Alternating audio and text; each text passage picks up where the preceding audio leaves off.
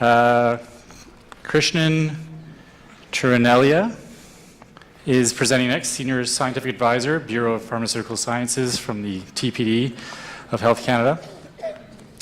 Has a Bachelor of Pharmacy and Master's of Pharmacy degree from India and a Ph.D. from Dalhousie in Halifax, Nova Scotia. He's served AstraZeneca and Patheon in R&D and then manufacturing divisions for 6 years. As a tenured associate professor at School of Pharmacy at Memorial University of Newfoundland for 7 years. In the past 17 years, Krishnan has been serving Health Canada in various capacities, including manager of the new drugs and generic quality divisions. I'll let him continue this fascinating talk.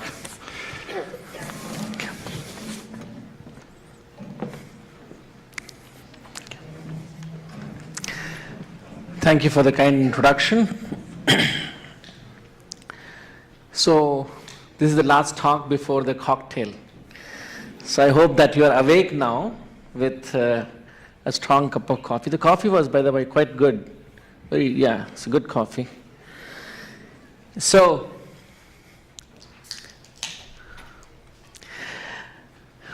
what did Socrates, the greatest philosopher of all times, he says that the secret of change is to focus all your energy not on fighting the old but building on the new. So that's what post-NOC change is all about. Changes, whether it's by a policy from us or the industry has to make those changes because of various reasons as you move forward in your life cycle. So we will look at some of the historical perspectives, some guiding principles, some salient points, some of the observations in the recent HRAs and submissions that we saw, and then we will have some time for questions.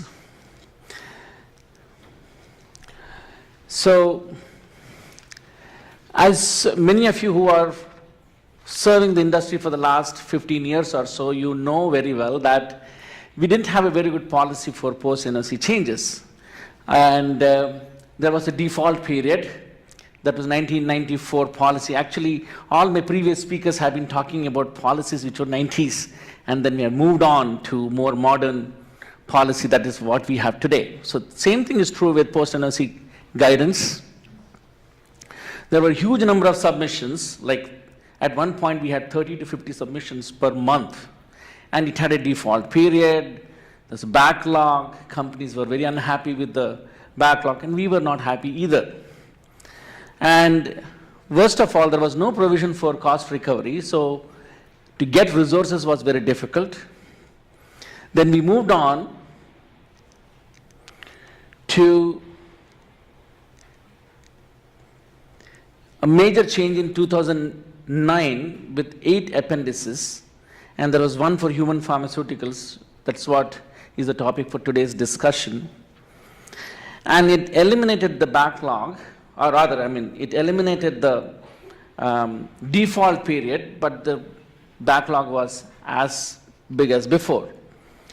Then in 2011, we had a major change in the Appendix 1 for human drugs, and we only had level 1 change and level 3 change, and we got rid of level 2 change.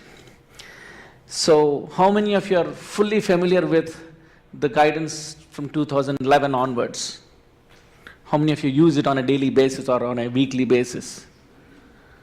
Okay, it's a very detailed guidance, more or less based on the European style, where you have the conditions and then the supporting guidances, documents that you need to have in order to make the change.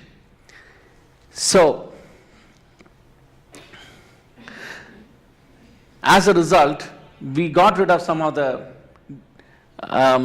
backlog also because the default period was eliminated. Not exactly. Yeah, I have to be in this slide before I can talk about that.